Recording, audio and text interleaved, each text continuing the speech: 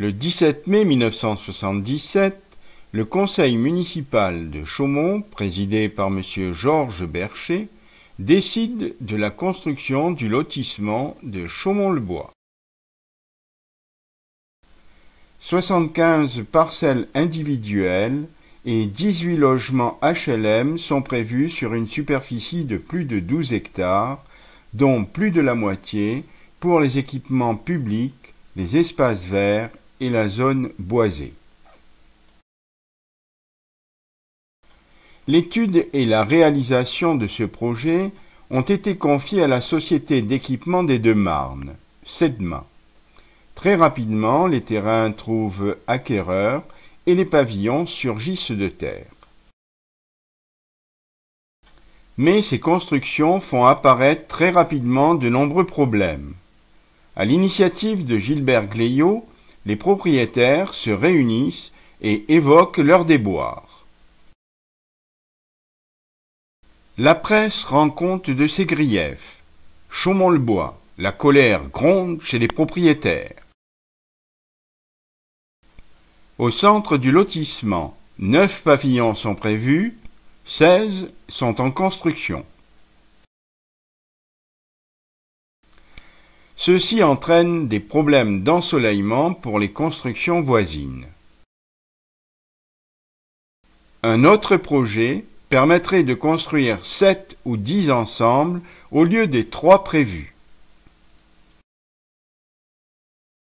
Cette démultiplication des pavillons se fait au préjudice des espaces verts. Et à cela viennent s'ajouter d'autres problèmes.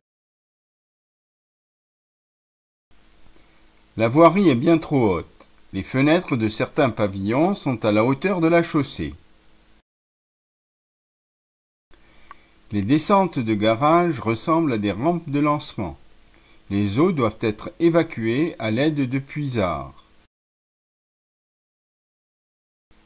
La colère monte crescendo, et après plusieurs réunions auxquelles assiste un grand nombre de propriétaires, une association est créée.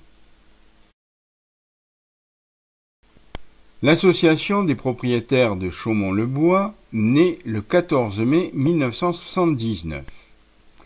Elle se donne comme président Gilbert Gleillot et comme but la défense des intérêts privés et communs des propriétaires et l'animation de l'association.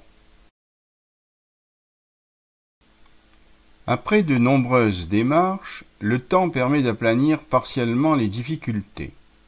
Une fête champêtre est organisée au mois d'août. 1980. Un an a passé. La vitesse est limitée à 40 km/h dans le lotissement. Une boîte aux lettres est installée. Un arrêt-bus est créé. Un tournoi de mini-foot pour les enfants et les adultes est organisé.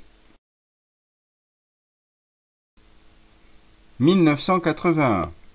Le projet de construction du Crédit Immobilier de Vassy, 10 pavillons au lieu de 5, est abandonné.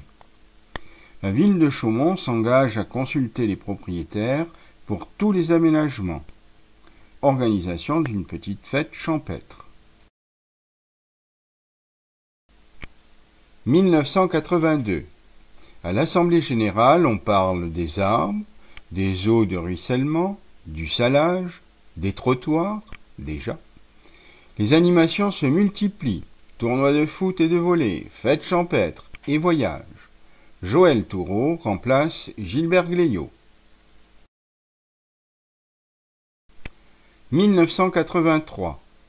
L'Assemblée générale quitte les salons du Parisien pour la salle du patronage laïque. Un grand nombre d'animations sont prévues, les traditionnelles, mais aussi une sortie à la neige, des rallyes en forêt. 1984. Robert Janson succède à Joël Toureau. Le lotissement est assimilé à un Éden pavillonnaire.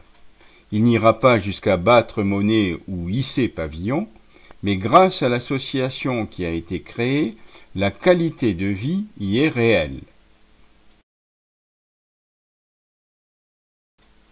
1985. Amélioration du cadre de vie et animation sont les maîtres mots de cette assemblée générale. Les habitants du quartier procèdent au nettoyage du bois qui jouxte le lotissement et à l'aménagement d'un circuit pédestre.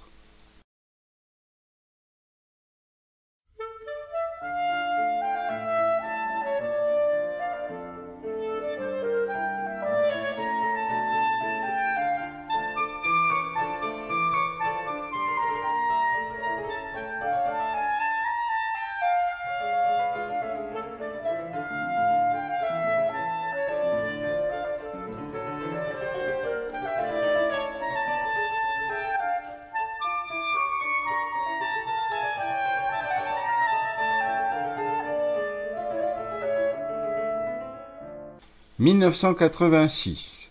Robert Janson est remplacé par Annick Delaunay à la présidence. Le quartier est devenu un village dans la ville, avec une vie associative propre et dont le programme ne cesse de grandir. 1987. Pas de documents trouvés. Passons à 1988. Gilbert Gléaud reprend la présidence. Les animations se perpétuent. L'apéritif champêtre avec les amis de l'accordéon.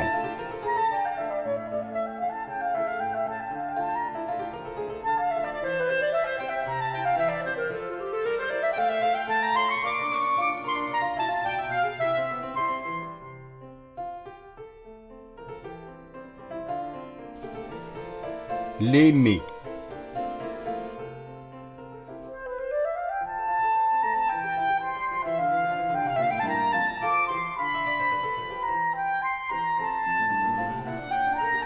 Les tournois.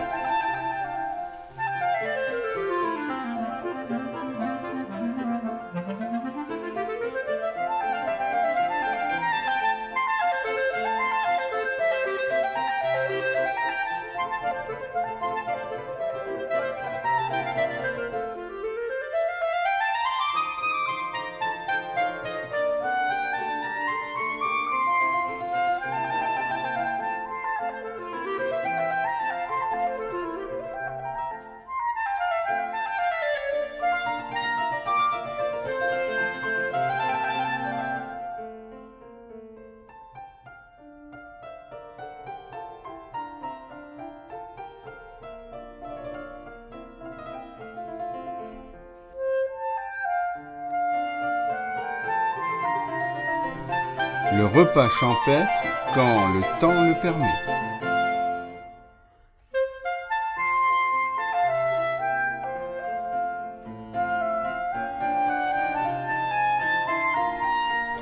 Oui, il s'agit bien d'habitants du quartier. Les reconnaissez-vous ?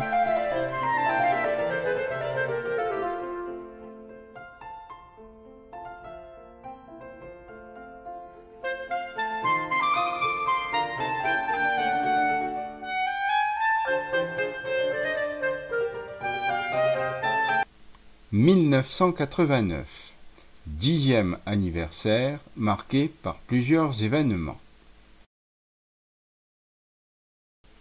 L'association des propriétaires de Chaumont-le-Bois devient l'association de Chaumont-le-Bois. Fini de squatter chez Gilbert, Joël ou Annick, le siège se trouve à la mairie. On plante déjà des arbres. 2. À noter l'élégance de notre jardinière qui manie conjointement pelle et sac à main.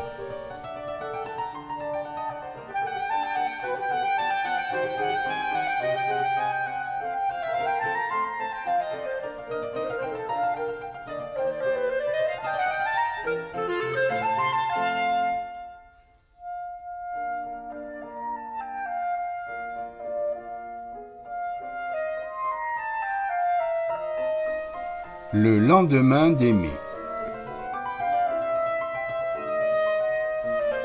Le concours des vélos fleuris.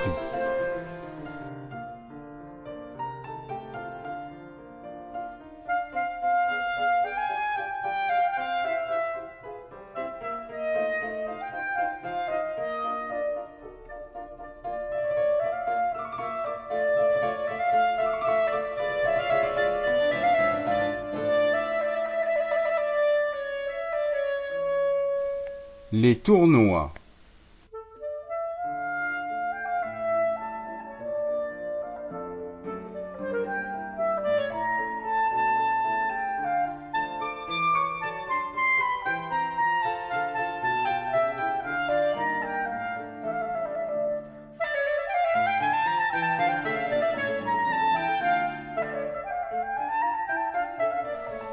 Un repas révolutionnaire.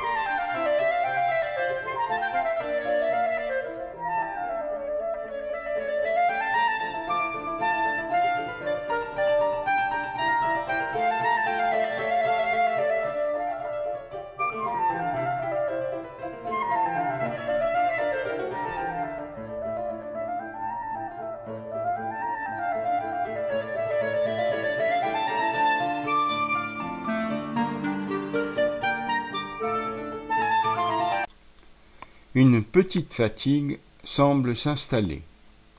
Nous allons donc mettre un terme à cette rétro des années 80.